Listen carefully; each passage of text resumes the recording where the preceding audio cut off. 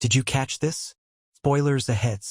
Reacher has almost always struggled with a major problem, but it looks like the Neagley spin-off is already avoiding the same issue in one major way.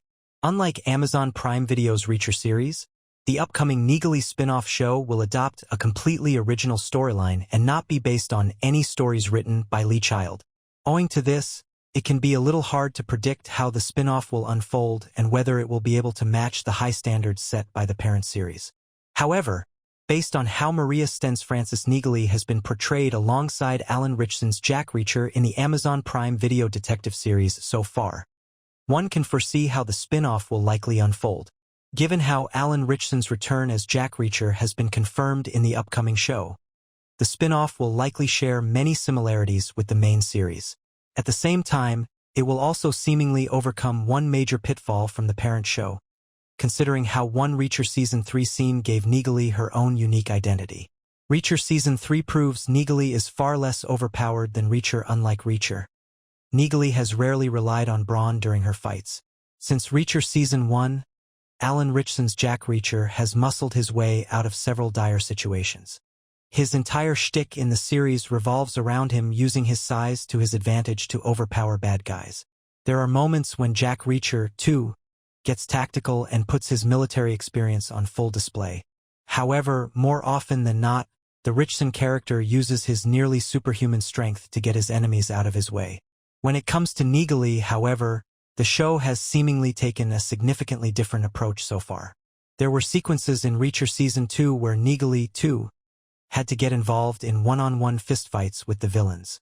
But, unlike Reacher, Neagley often maintains some distance from direct confrontation unless absolutely necessary. Even when a few assassins break into her office in Reacher Season 3, she makes the best out of her surroundings to strategically deceive the villains into falling for her traps. Instead of merely relying on brute force like Reacher, she takes a more cerebral approach toward overpowering her enemies when they outnumber her. In high-stakes situations, she seems to carefully strategize ways to disarm her enemies before confronting them head-on. As established in the Reacher Season 3 sequence, Neagley also does not shy away from using guns, which makes her seem far less invincible and overpowered than the Alan Ritchson character. Neagley's grounded fighting style would make the spin-off's action more realistic. Action scenes will help Neagley etch its own identity. After watching Reacher Season 2, it was hard not to see how Neagley and Jack Reacher were a little too similar.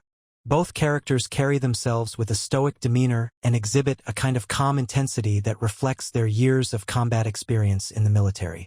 The two characters also have a similar dry sense of humor and often use fewer words to get their point across. Despite mirroring each other in several ways, Reacher and Neagley seem significantly different in their approach to violence and action. While Reacher's fight scenes are often explosive, brutal, and even over the top, Neagley's action sequences have a layer of realism because they highlight her intelligence and situational awareness. Reacher rarely cares about being outnumbered because he is able to single-handedly take down several men with pure aggression and force. Neagley, however, understands the risks of directly confronting relatively powerful villains and treads carefully into combat with a well-thought-out plan. Neagley's approach would seemingly make the spin-off's action far more realistic.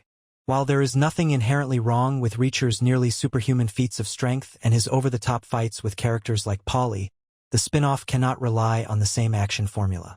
To be able to etch its own identity, the spin-off must show Neagley is different from Reacher, which it can achieve by highlighting her grounded fighting style. The Neagley spin-off will not struggle to find formidable villains. Neagley's future installments will find it easier to raise the stakes.